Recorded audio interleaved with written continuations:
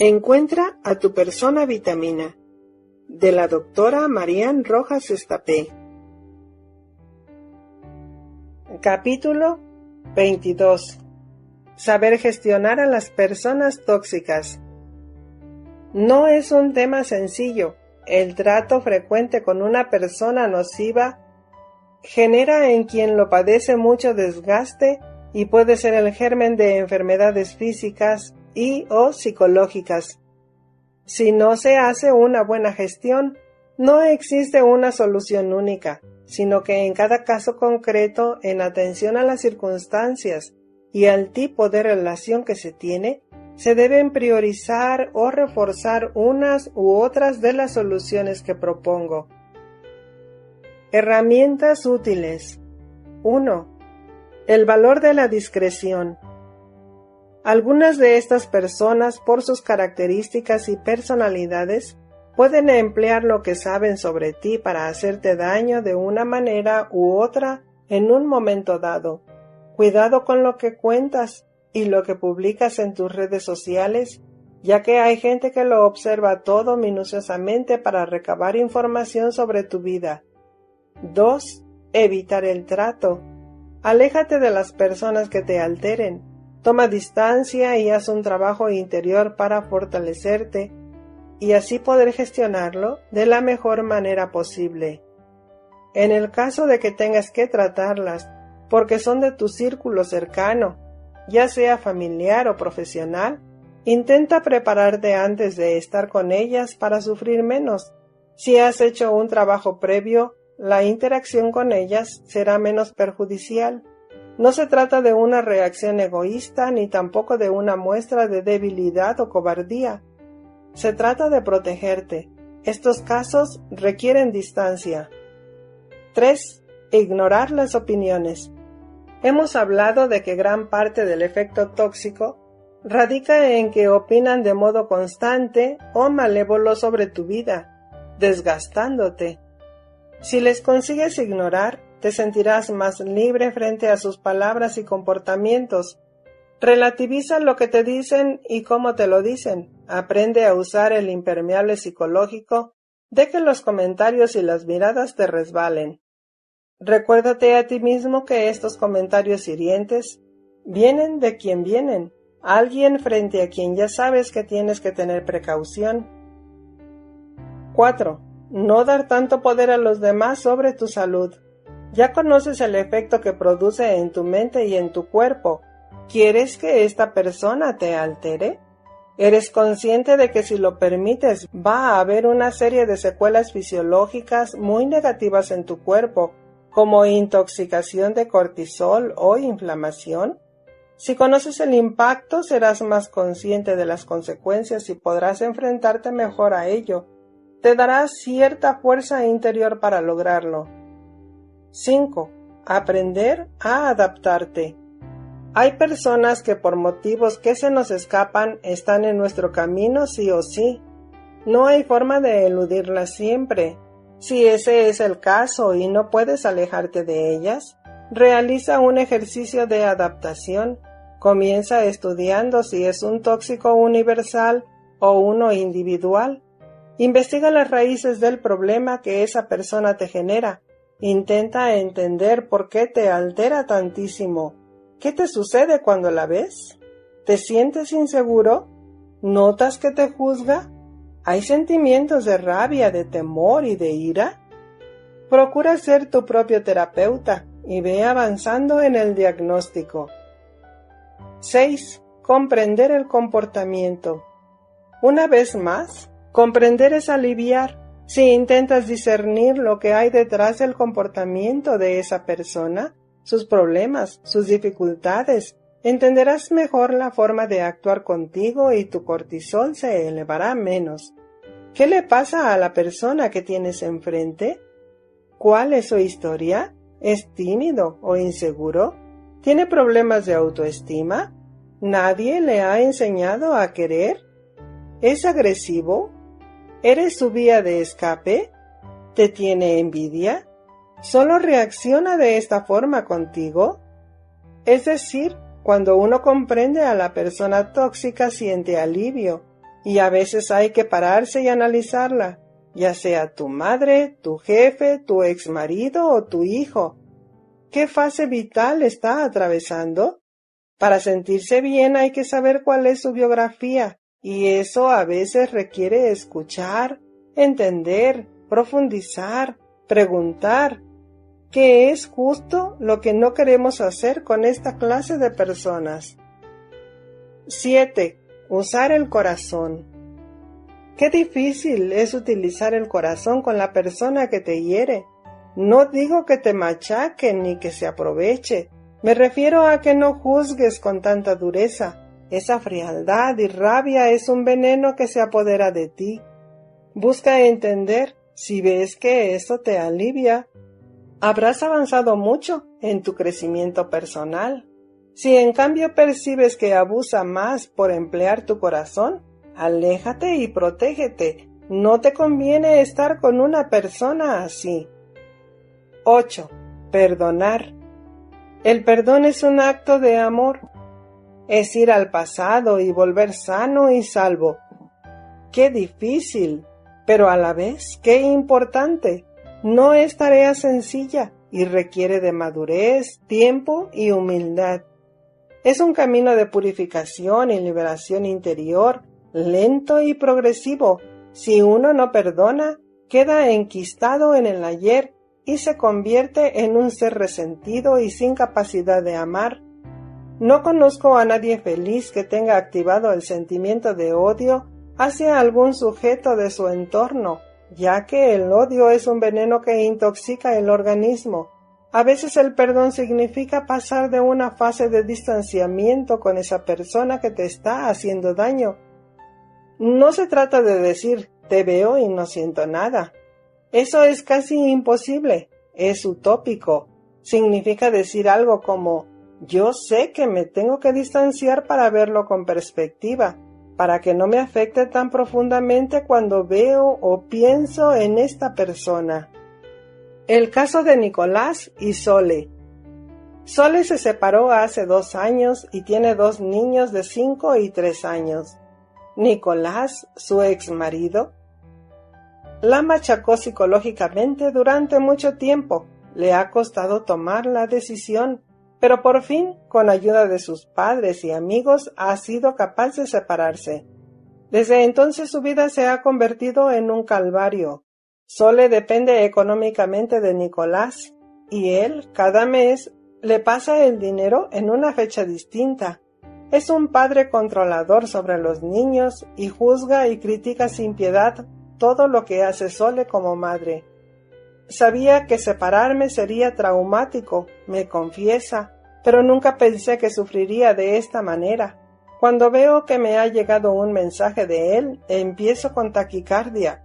Llevo meses enferma del estómago, con reflujo, diarreas constantes y un nudo en la garganta.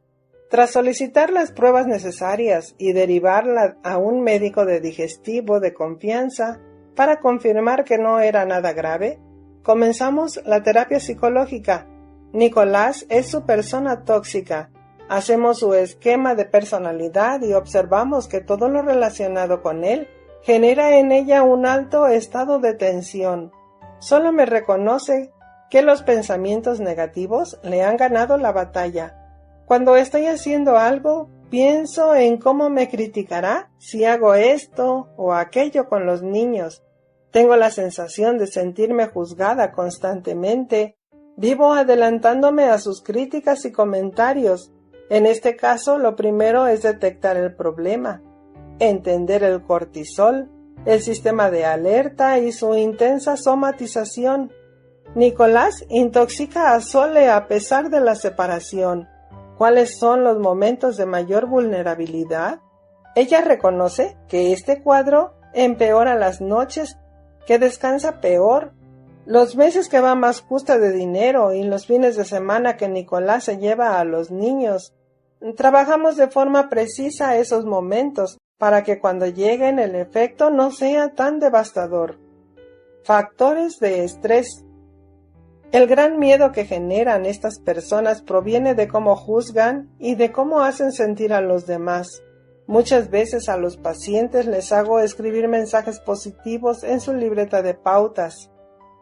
En la de Sole pone: si yo estoy fuerte, todo lo que venga de Nicolás me afectará menos. En cambio, si soy débil, bien, porque estoy peor económicamente, porque ando de salud un poco renqueante, porque mis hijos llevan unos días más desobedientes y rebeldes, bien porque he tenido más trabajo de lo habitual. Cualquier ataque suyo me afectará el triple. A continuación proseguimos con el siguiente paso. ¿Por qué le afecta tanto? ¿Será porque la ve débil? ¿O porque le encantaría ser más fuerte que él? ¿Será porque le gustaría no depender de él económica, psicológica y emocionalmente? ¿Es porque tiene la capacidad de que sus palabras debiliten su autoestima? En ocasiones subyace una dependencia emocional hacia esas personas, pero no porque les querramos, sino porque nuestra estabilidad social, familiar, personal, económica, depende de estar bien con ellas. Sole progresa poco a poco, está aprendiendo a gestionar sus momentos malos de vulnerabilidad y estrés. Trabaja su asertividad y su capacidad de comunicarse con su exmarido con firmeza y sin sensación de ser arrollada por él. La gran alegría es que con su mejoría psicológica ha remitido su trastorno digestivo. Un abrazo y un plan. Para terminar, 2 últimos tips para desbloquear a las personas nocivas de tu entorno. No quiero dejar de mandar un mensaje positivo en este capítulo. Los que me conocen lo saben. Soy una gran fan de los abrazos, como ya he explicado en el capítulo de la oxitocina. Los abrazos son un arma muy poderosa. El COVID parece que nos los robó temporalmente, pero en cuanto las circunstancias lo permitan, hay que hacer la revolución del abrazo, volver a demostrarnos afecto, regar con chorros de oxitocina a las personas que nos gustan y reconciliarnos con los tóxicos a través del abrazo. No olvidemos que un porcentaje muy elevado de estas personas, yo diría, es gente que no se siente querida y que arrastra una gran frustración emocional. Cuanto más amor transmites a una persona tóxica, más desarticula su capacidad de afectarte. Por otro lado, puedes regalarles un libro, una conferencia, un plan para disfrutar conjuntamente, pescar, correr, cantar. Es más fácil comenzar con una actividad que con una conversación. Muchos individuos, sobre todo los hombres, perciben las conversaciones serias y directas como una agresión. Si realizas un plan, se genera una conexión.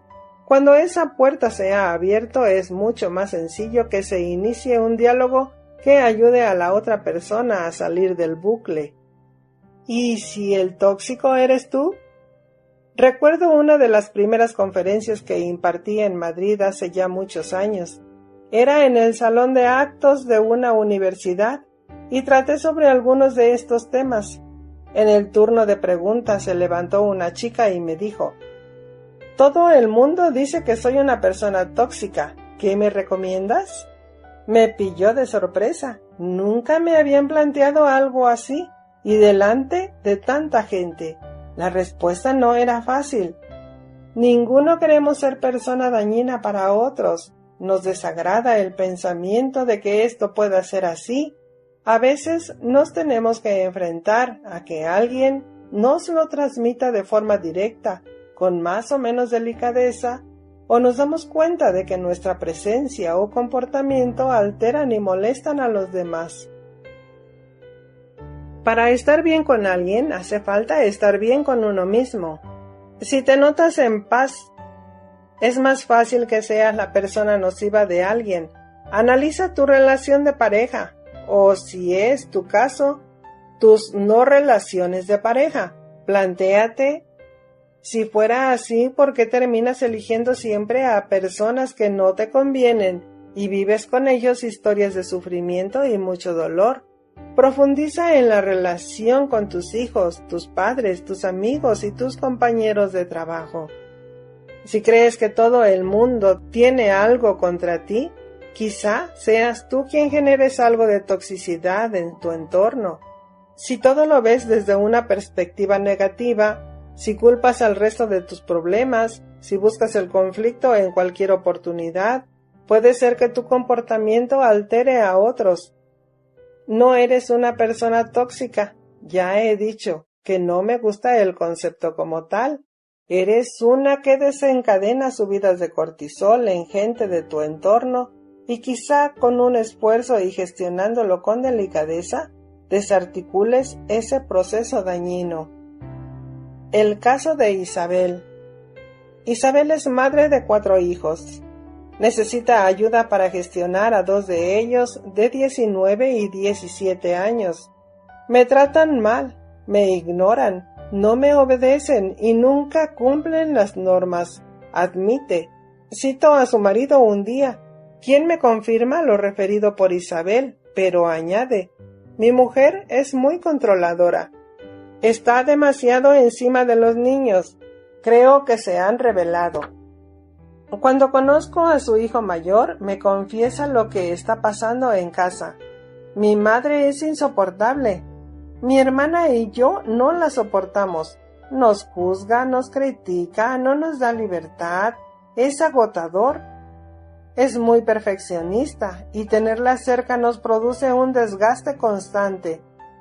Detrás de unos padres controladores puede existir el miedo a que si pierden el control sobre su hijo, a éste le ocurra algo malo en su vida, por lo que suele ser frecuente en perfiles perfeccionistas y obsesivos de la educación, ya desde la más tierna infancia.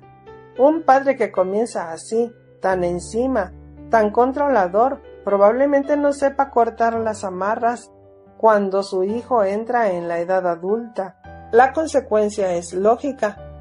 Mediante toda clase de subterfugios, buscan dominarle en todos los campos de su vida. Este caso fue delicado, porque en cierta manera tuve que transmitirle que su comportamiento era perjudicial para sus hijos y su marido.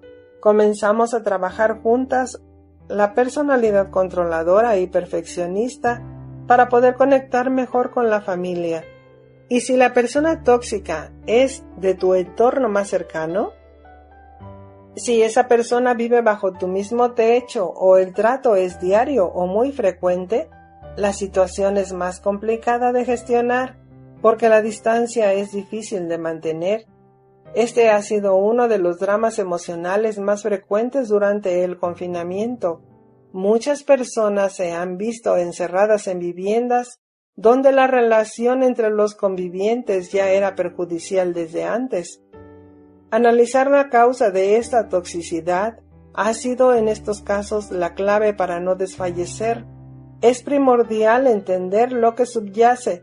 Por ejemplo, si es por la edad del niño, el adolescente que tienes en casa, que hace lo que quiere, tu marido, que está distante y agobiado con 1000 preocupaciones, tu mujer, que vive obsesionada con los niños y no te hace caso, tu madre controladora que no te deja respirar sin preguntar, tu padre poco empático e independiente que te ignora delante de toda la familia, o 1000 posibilidades más que surgen en el hogar. Uno de los temas que más puede hacer sufrir es sentir que uno no es querido o respetado por sus padres. Aquí te dejo unas claves. ¿Qué hay detrás de un maltrato de los padres? Lo deseable sería que nunca hayas pasado por esto. Si alguna vez has sentido algo de lo que voy a describir, sabes que es una situación desgastante, triste y muy frustrante. Un maltrato de los padres puede ser de tipo físico o psicológico. Los instrumentos empleados son la intimidación, la coacción, la amenaza, el miedo, la manipulación, el ataque, el insulto o el menosprecio. Cuando un niño ha sufrido por parte de sus padres maltrato psicológico en su infancia, existen muchas probabilidades de que si no se corta y no se trata, ese daño perdure y se cronifique. Solemos pensar que al dejar la infancia Este daño que infligían a sus pequeños desaparece. Sin embargo, en muchas ocasiones no es así. Cuando esto perdura en la edad adulta, yo lo denomino sufrimiento silencioso. Las personas que padecen esto, aunque sean muy conscientes de ello y del daño que les inflige, no suelen compartirlo con nadie, les avergüenza. En ocasiones ni le han puesto nombre a lo que sienten. El cuerpo es el depositario de nuestra verdad. Lleva dentro nuestro historial y cuida de cierta manera de que seamos capaces de equilibrar las experiencias, las emociones y la salud. Mediante algunos síntomas nos alerta de que algo no funciona bien. No es fácil encontrar la causa y en ocasiones requiere una entereza complicada de lograr. Hay que ser muy valientes para abrir y gestionar una herida emocional tan profunda. Pero cuando uno lo logra, la sensación de victoria es maravillosa. El caso de Silvia. Silvia me explica que lleva años encadenando diferentes médicos por migrañas, colon irritable y alergias. Tiene un puesto de responsabilidad en una empresa de marketing y está bien reconocida por sus compañeros de trabajo. Lleva 3 años casada y tiene un niño pequeño. Le pido que me hable de su familia. Sus padres tienen un pequeño negocio de electrodomésticos en una ciudad del sur de España. Es la mayor de 3 hermanos. Tras ella hay 2 chicos. Mi madre, me cuenta, es una persona con mucha personalidad. Siempre opina de todo. Desde pequeña ha tenido mucha influencia en mi vida. Mi padre tiene un gran corazón, pero la que manda en casa es mi madre. Es poco cariñosa, le cuesta mucho decir te quiero y alabar lo bueno que hago. Con mis hermanos es distinta, es mucho más cercana, pero a mí me machaca. Es muy exigente consigo misma y conmigo. Cuando viene a mi casa opina de la limpieza, del orden y de la manera en que educo a mi hijo. Lo que más me afecta es cuando se mete en la vida de mi marido. Mi madre se ha convertido en un factor de discusión en mi matrimonio. Siempre han querido que mi marido, que es electricista, trabaje con ellos. Pero yo no quiero, porque me da miedo que la relación se enturbie. Sé que mi marido sería de gran apoyo, pero no deseo que mi madre le controle a él, ni controle su sueldo. ¿Ya has leído a lo largo de estas páginas la influencia que tienen los padres en el comportamiento del niño convertido en adulto? El drama es que uno suele normalizar una relación tóxica con los padres en la infancia y creer que eso pasa en todas las familias. Recuerdo una chica joven que vino un día a ayudarme con los niños durante la pandemia. Me sorprendió lo dura que era al hablar a mis pequeños y me dijo que yo era demasiado blanda con ellos. Le pregunté cómo le habían tratado sus padres a ella. Me pegaron muchas veces, pero me lo merecía porque yo no me portaba bien. Recibía castigos constantes, pero ellos lo hicieron por mi bien. La culpa era mía. Esa declaración tan sincera me conmovió.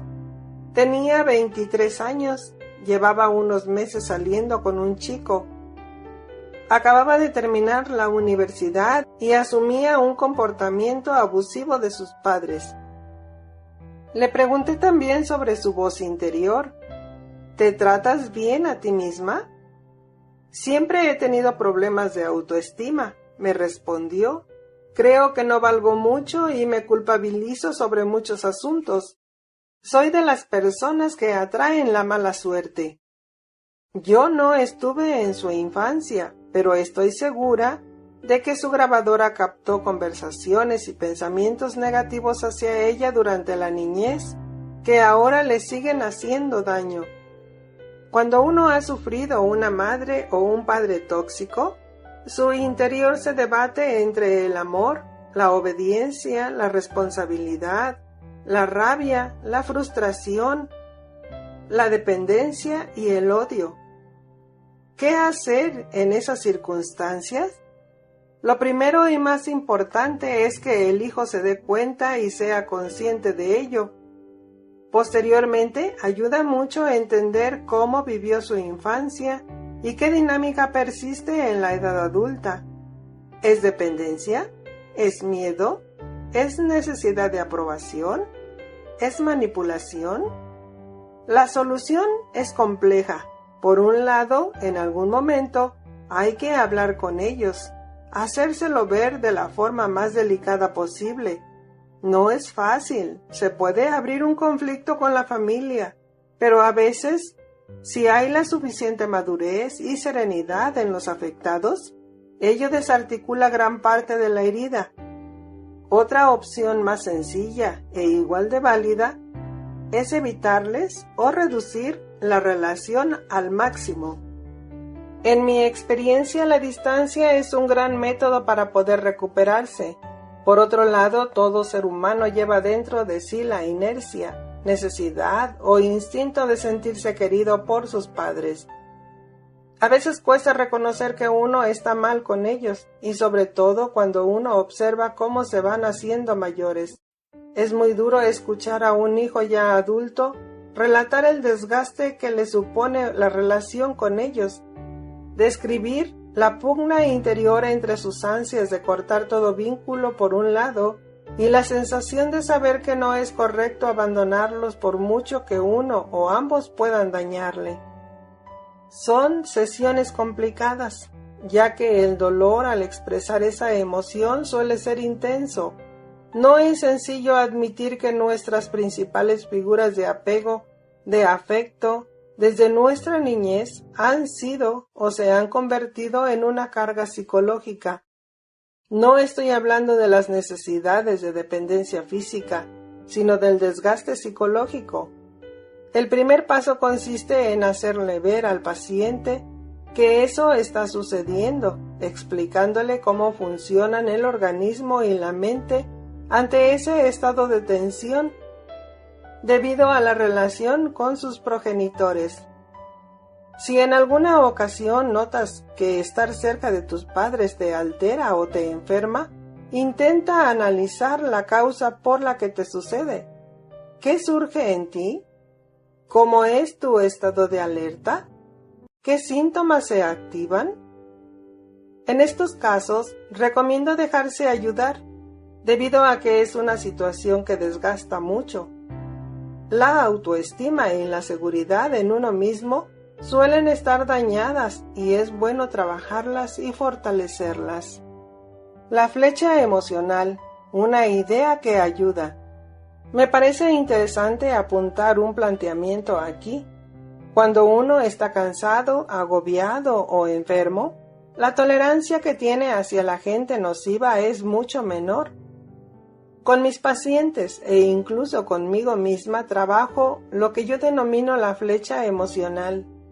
Cuando más cansado, alterado, triste, frustrado o enfermo estés, más te va a afectar una persona tóxica.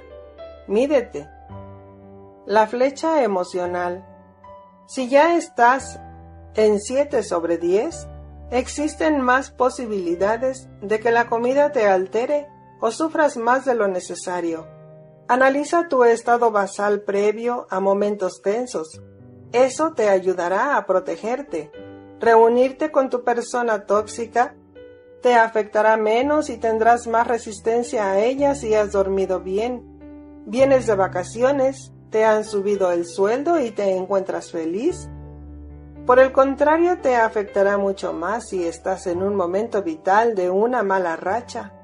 No has descansado bien, tus hijos se han portado mal, te han bajado el sueldo, estás de mal humor o has tenido una pelea. Si tu flecha emocional te indica que estás al límite, elude la reunión en ese momento o aplázala. La persona tóxica podría fácilmente hacerte perder los papeles, provocando una crisis de difícil solución. Si la persona que te daña se encuentra en tu entorno, ya sea hijo, padre o madre, suegro, cuñado, la gente que ves constantemente. Tienes que saber cómo estás, cómo se encuentra tu flecha emocional el día que te encuentras con ella.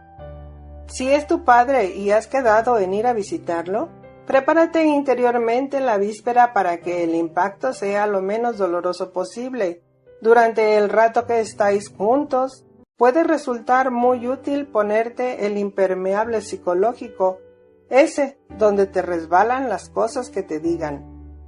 Gracias a él, lo que te va sucediendo lo percibes con más distancia. No lo ves como una cosa que te empapa y te ahoga, sino con cierta sensación de invulnerabilidad. Percibes esos comentarios que en otro momento te habrían sacado de tus casillas como un espectador en vez de como el protagonista de la relación. No puedes evitar siempre el dolor. A veces en la vida hay que saber sufrir. El caso de Julia. Julia, de 34 años, lleva 2 años casada y tiene un niño de 24 meses. Reconoce ser una persona ansiosa, insegura y con miedos difusos. Le preocupa la relación que tiene con sus padres desde hace mucho tiempo. Ella es la pequeña de 3 hermanos. El mayor tiene 50 y el siguiente 48. Su padre tiene 80 y su madre 79. Le pido que me hable de su infancia. Tengo pocos recuerdos. Es como si tuviera lapsus de memoria. Me cuesta enfocar mi mente en recuerdos concretos. Me cuenta que su padre fue un hombre con un trabajo muy demandante, debido al cual viajaba varios meses al año. Le evoca como un padre ausente, siempre hablando de asuntos profesionales, lejano y poco empático. Su madre era una mujer de un constante estado de irritabilidad y enfado.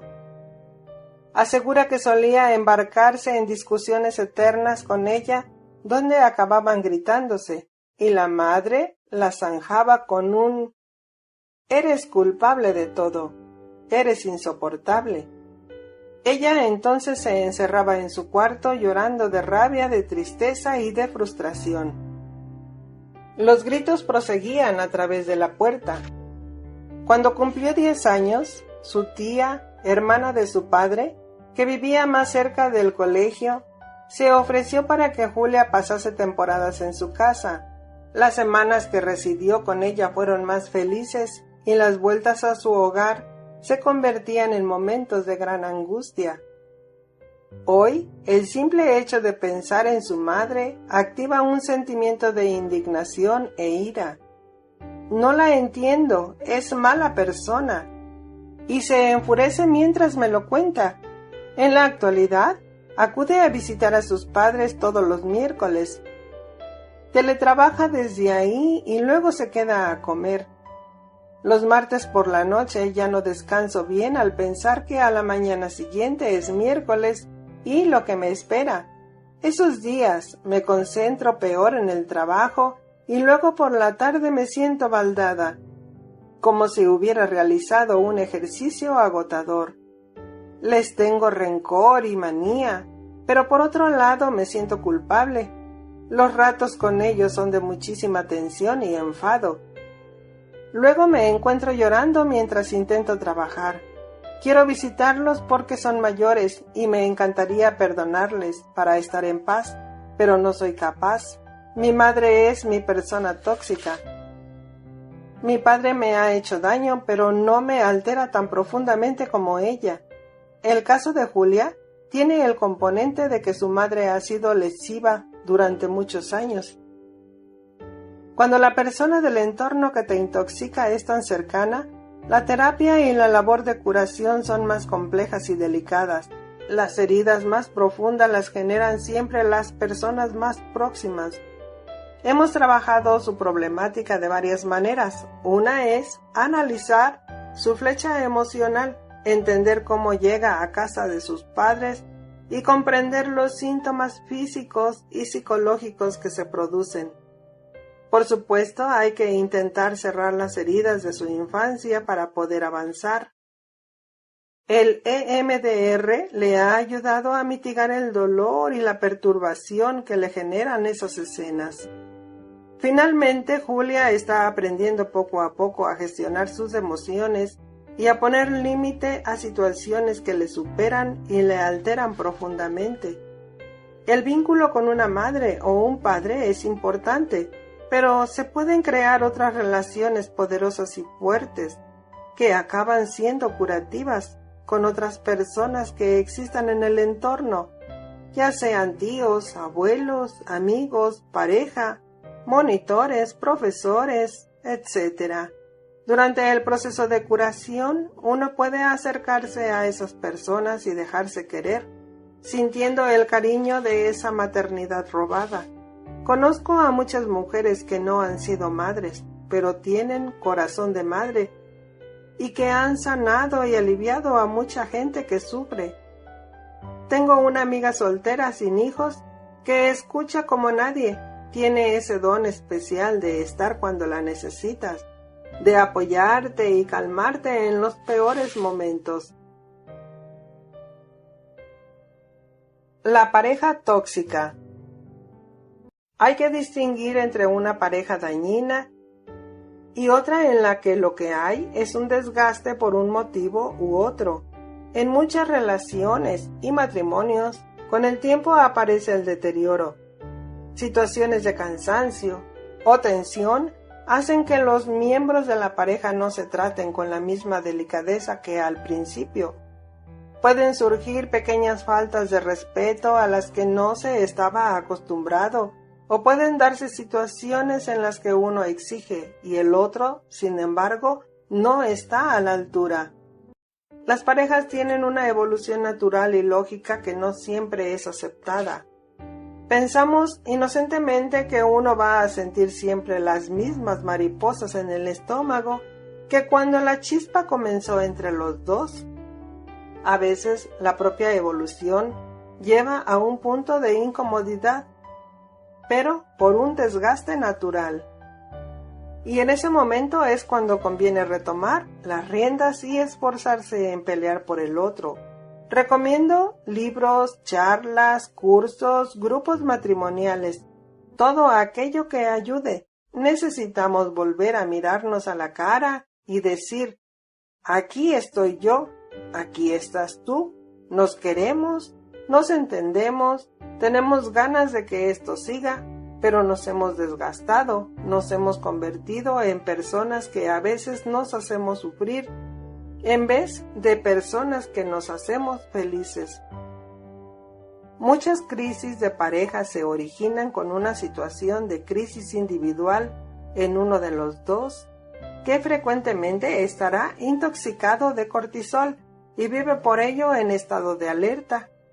Otras veces el momento temporal que atravesamos puede ser duro por razones naturales, la época de lactancia, las dificultades para dormir de alguno de los hijos, una adolescencia problemática y cargante, la aparición de una enfermedad, los cada vez más frecuentes problemas económicos, el síndrome del nido vacío, cuando los hijos se van de casa. Toda vida y la vida en pareja no es una excepción. Tiene sus momentos buenos y malos, memorables y olvidables. Por instantes somos felices y luego llegan épocas de dolor o privación. Es conveniente ser optimistas, alegres y soñadores, pero no podemos ser inmaduros e inocentes.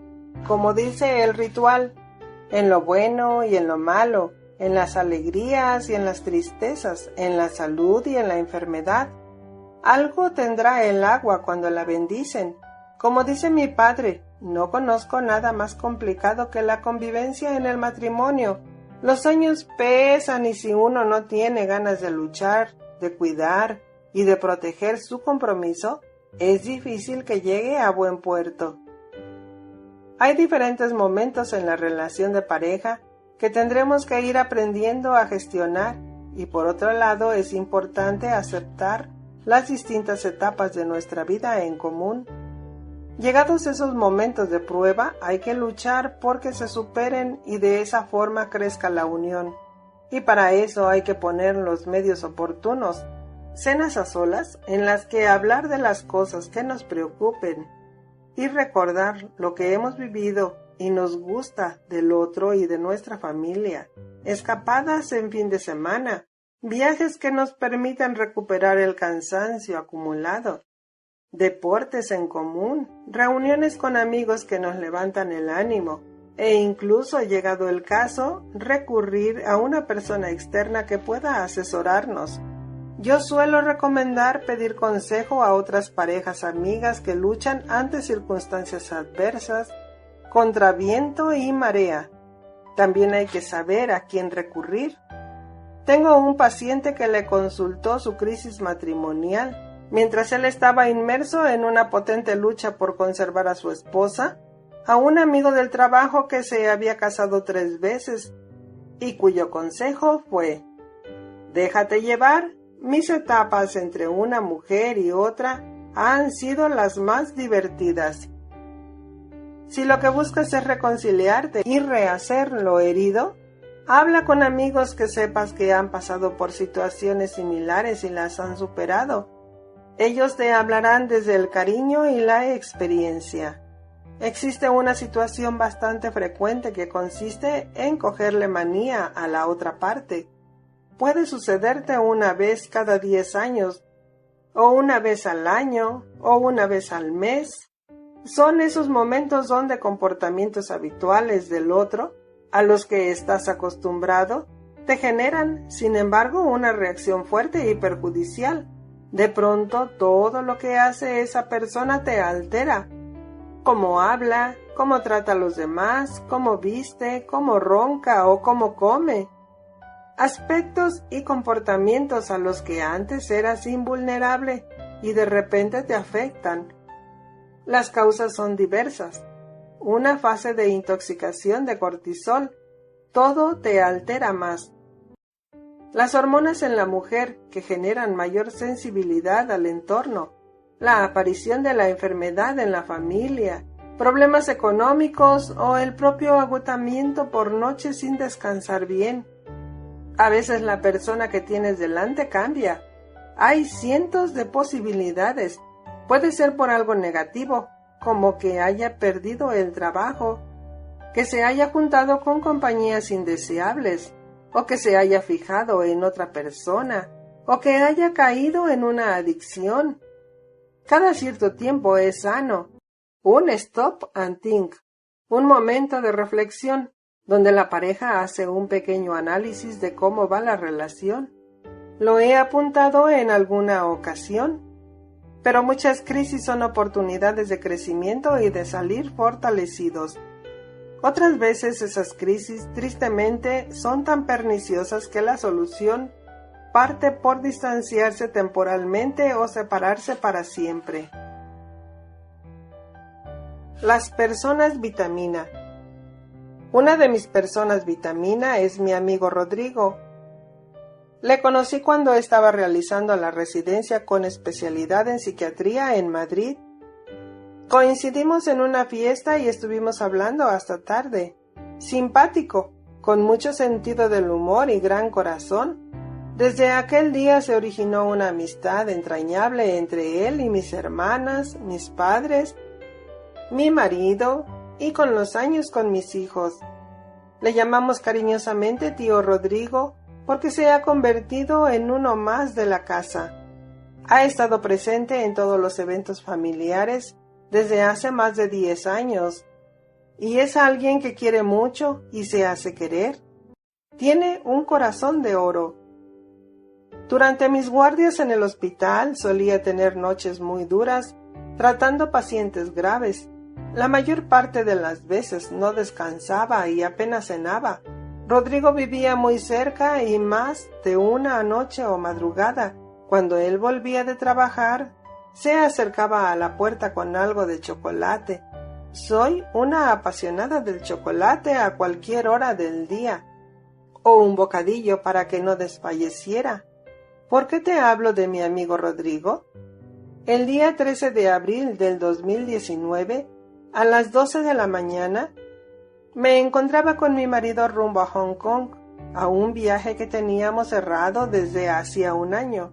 Le llamamos desde el aeropuerto para decirle que nos íbamos, pero no conseguimos localizarle. Cuando llevábamos 1 hora de vuelo, me conecté al teléfono para comprobar algunos datos del destino y vi que me había llegado un audio de su hermana mayor al WhatsApp. Rodrigo ha sufrido un ictus. Se encuentra en urgencias y es irreversible. Ven a despedirte de él. La angustia se apoderó de mí. Estaba atrapada en un vuelo de más de 10 horas.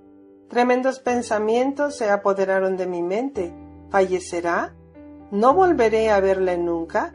Los minutos se me hacían eternos mientras lo hablaba con mi marido.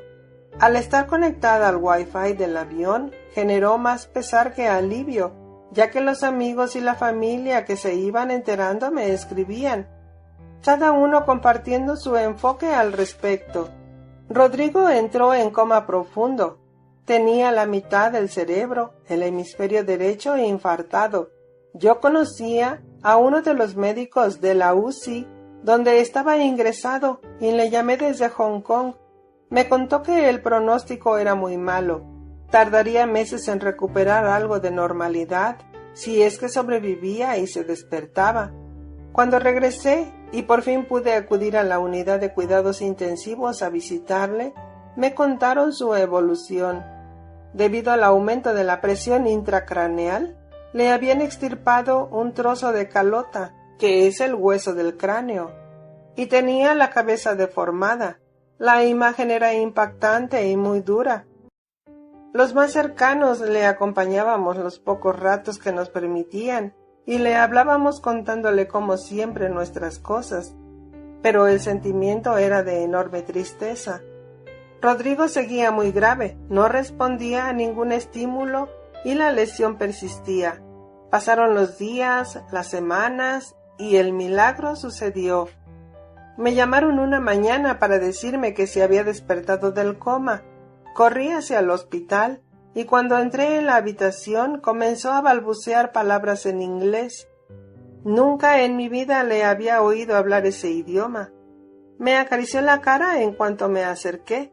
Los médicos nos pedían prudencia y nos avisaron de que la evolución iba a ser muy lenta, de meses o incluso de años.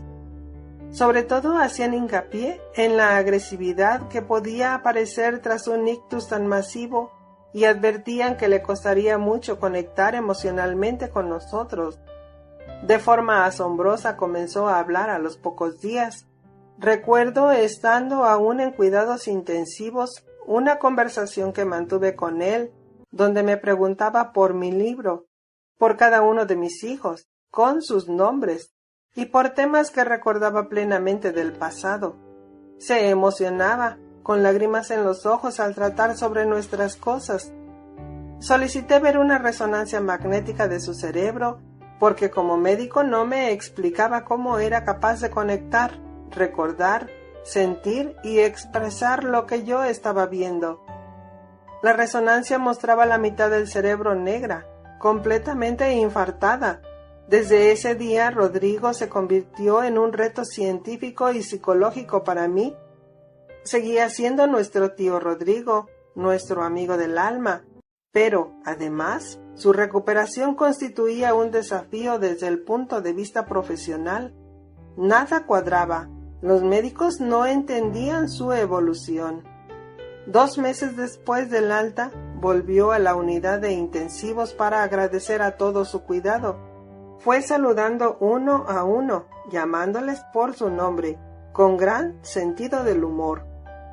No lo ha perdido nunca, y los médicos le miraban estupefactos y maravillados por su mejoría. Rodrigo ingresó durante algunos meses en diferentes centros de rehabilitación. En un momento dado fue sometido a una operación de neurocirugía para volver a insertar el trozo de cráneo que le habían tenido que quitar. Y a los pocos días estaba físicamente mejor y seguía con su memoria prodigiosa y su incomparable alegría. He consultado a muchos colegas y he intentado estudiar su caso desde la perspectiva de la medicina, Es cierto que va en silla de ruedas y que tiene una hemiparesia izquierda, pero su mente funciona muy bien, recuerda todos los pormenores, se emociona y tiene siempre un detalle o un comentario apropiado para cada circunstancia. Si estás un rato con él, sales renovado y feliz. En una ocasión, un neurólogo que le atendió, especialista en cuadros similares, nos transmitió una idea. Las personas que han querido mucho y que se han sentido muy queridas, a veces nos sorprenden con sus mejorías. Sus palabras causaron un gran impacto en mí. Esta reflexión daba respuesta a algo que yo inconscientemente sabía, aunque no entendiera el mecanismo que lo hace posible. Es verdad, toda su vida Rodrigo se ha sentido muy querido por los suyos y desprende afecto a raudales. También la sensación de sentirse acompañado y cuidado ha podido ser un bálsamo en su mente. No lo dudo, encontrar personas vitamina tiene un impacto en el cerebro. Después de leer estas páginas sabes la importancia que tiene en la salud querer y sentirse querido. El neurocientífico israelí de la Universidad de Northwestern y profesor del Kellogg School, Moran Cerf, ha investigado este tema en profundidad. Cerf observó cómo el ser humano tomaba decisiones. Ha estudiado el cerebro de cientos de pacientes desde el punto de vista del sueño, de las emociones, de la toma de decisiones y del comportamiento. Los resultados mostraron que cuando varias personas pasan tiempo juntas, realizando las mismas actividades, sus ondas cerebrales comienzan a asemejarse y pueden llegar a ser casi iguales. Es decir, pasar tiempo con personas alinea nuestro cerebro con el de ellas. Esto se debe a que las ondas van teniendo una actividad muy similar, lo que afecta a las conexiones neuronales, las famosas neuronas espejo, y a la neuroplasticidad. La ventaja es que el único esfuerzo que tenemos que hacer es elegir a esas personas que van a rodear nuestra vida. Dicen que mi hermana Isabel y yo tenemos gestos muy similares a mi padre. No me extraña, trabajamos los tres juntos desde hace muchos años y me he sorprendido a mí misma gesticulando y empleando inconscientemente las mismas expresiones que él usa en más de una ocasión. ¿Qué sucede? ¿Existe sincronía cerebral?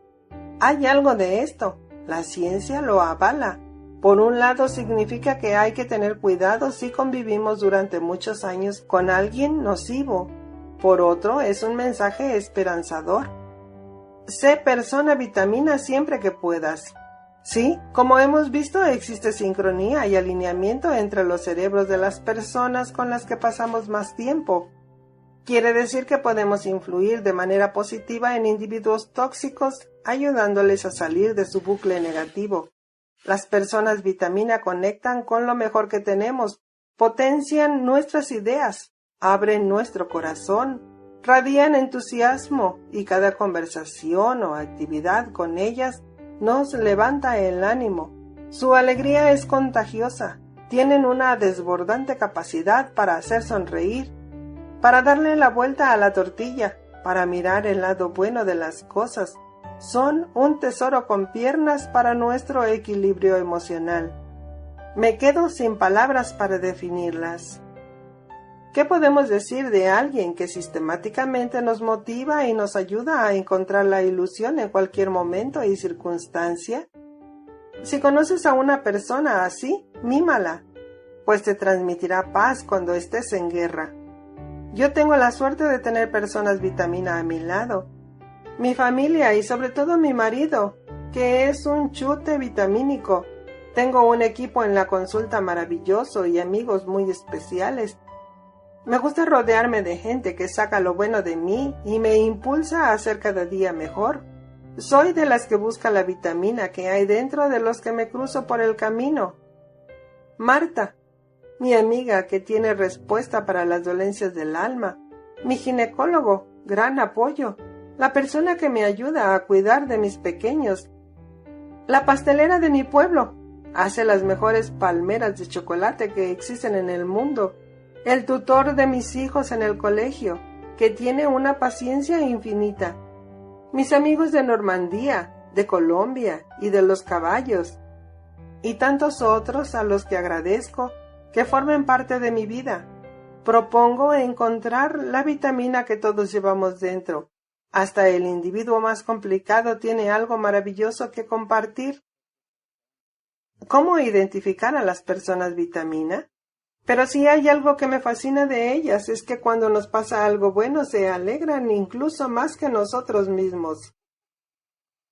Yo te aconsejo que seas y te rodees siempre de personas vitamina.